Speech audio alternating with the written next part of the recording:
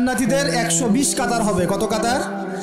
120 কাতার। তার মধ্যে 80 কাতার হবে উম্মতে মুহাম্মাদি। বলেন সুবহানাল্লাহ। আর এই উম্মতে মুহাম্মাদির মধ্যে আরো 70,000 স্পেশাল মানুষ আছে। কত হাজার?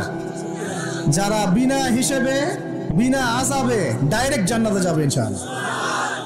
আমরা এসেছি পৃথিবীতে জান্নাত থেকে, এখানে পরীক্ষা দিচ্ছি, উদ্দেশ্য আবার সেই জান্নাতেই ফিরে যাওয়া। আমরা এখানে থাকতে আসি নাই তো, থাকতে আসছি।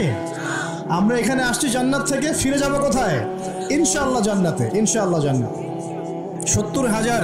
তবে অন্য একটা হাদিসে আসছে যে প্রত্যেক হাজারের সাথে আরো 70,000। তবে শর্ত কঠিন। কিরকম শর্ত? সাহাবীরা বসে ডিসকাস করছেন কে হতে পারে তারা। কেউ বলছেন তারা হয়তো প্রথম দিকের মুসলিমরা হবেন, কেউ বলছেন তারা হয়তো মুজাহিদরা হবেন, কেউ বলছেন তারা বদর যুদ্ধের সাহাবীরা হবেন ইত্যাদি। তখন নবী সাল্লাল্লাহু আলাইহি ওয়াসাল্লাম আবার চলে আসলেন, ব্যাক করলেন। ব্যাক করে বলছেন তোমরা কি এই বিষয়ে কি বিষয়ে কথা বলছিলে? তখন সাহাবীরা বললেন আমরা তো ডিসকাস করছিলাম যে কারা হতে পারে সেই 70,000। নবীজি বললেন শোনো, ওই 70,000 মানুষ, এক নাম্বার, ওই 70,000 মানুষ পাখি উড়িয়ে ভাগ্য গণনা করে না। প্রথম কাজটা কি?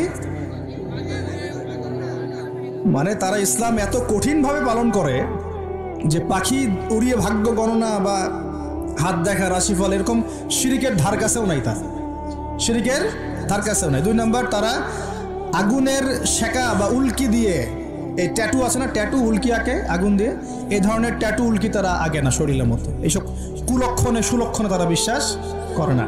3 নাম্বার, তারা অবৈধ ঝাড়ফুঁক করে না। অবৈধ ঝাড়ফুঁক করে না। বৈধ ঝাড়ফুঁক করা যাবে।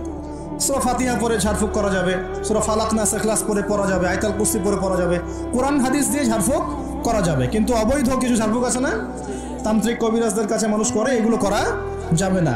আর 4 নাম্বার হচ্ছে তারা সর্বাবস্থায় এক আল্লাহর উপরে তাওয়াক্কুল করে, ভরসা করে, আল্লাহর প্রতি তাওয়াক্কুল করে। এরা হচ্ছে সেই 70,000 মানুষের মধ্যে থাকবে ইনশাআল্লাহ। এক সাহাবী দাঁড়িয়ে বললেন যে ইয়া রাসূলুল্লাহ, আমার জন্য দোয়া করেন, আমি যেন সেই 70,000-এর মধ্যে থাকতে পারি। নবীজি বললেন হ্যাঁ, তুমি 70,000-এর মধ্যে একজন যাবে।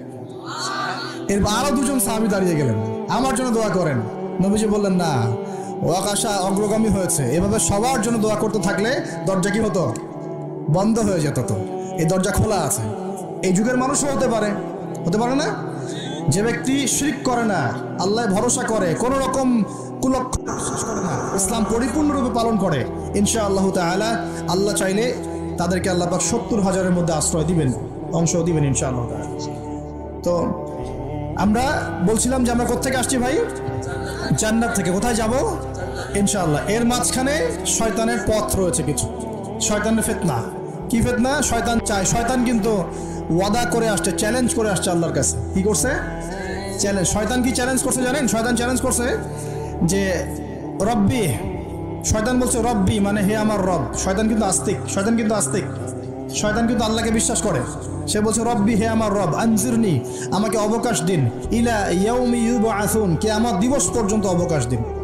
আল্লাহ বলছেন ফাইন্নাকা মিনাল মুনজারিন, যাও, তোমাকে অবকাশ দেওয়া হলো। কিয়ামত পর্যন্ত সময় আল্লাহর কাছে এমন বড় কিছু নয়, খুব সামান্য। এবার সে বলছে রব্বি ফাবিমা আগওয়াইতানি, হে আল্লাহ, যে আদমের জন্য আজকে আমাকে জান্নাত থেকে বের করে দেয়া হলো সিজদা না করার কারণে, লা আকুদান্না লাহুম সিরাতাকাল মুস্তাকিম, ওই আদমকে জাহান্নামে নেওয়ার জন্য আমি সরল পথে ওৎ পেতে বসে থাকবো। বসে থাকে না শয়তান? সুম্মা লাআতিয়ান্না মিন বাইনি আইদিহিম, খুব ভালো করে জায়গাটা বোঝেন প্রিয় ভাইরা। শয়তান চ্যালেঞ্জ করে বলছে সুম্মা, এরপরে আমি আসবো আদম সন্তানের সামন থেকে। কোত্থেকে? এই সামন থেকে মানে অর্থ হচ্ছে দুনিয়া, মানে আপনাকে দুনিয়ার সমস্ত ফিতনা এসে প্রলুব্ধ করে রাখবে। কারণ দুনিয়া চোখের সামনে দেখা যায় না, দেখা যায় দুনিয়ার অভাবের ধোঁকা দিবে, বেকারত্বের ধোঁকা দিবে, হতাশা, এইটা সেইটা, স্বামী স্ত্রীর ফিতনা, পরিবারের ফিতনা, সামাজিক ফিতনা, আপনাকে দুনিয়ার এই ফিতনা এসে ব্যস্ত রাখে না? এটা হচ্ছে সামন থেকে আসা। ওয়ামিন খালফিহিম, পিছন থেকে আসবো। পিছন থেকে মানে আপনাকে পরকাল সম্পর্কে হতাশ করে দিবে, এবং পরকাল সম্পর্কে আপনাকে কুধারণা সৃষ্টি করবে, এবং পরকাল সম্পর্কে আপনার মধ্যে একটা গাফেলতি সৃষ্টি করে দিবে যে পরকাল না পরে দেখা যাবে।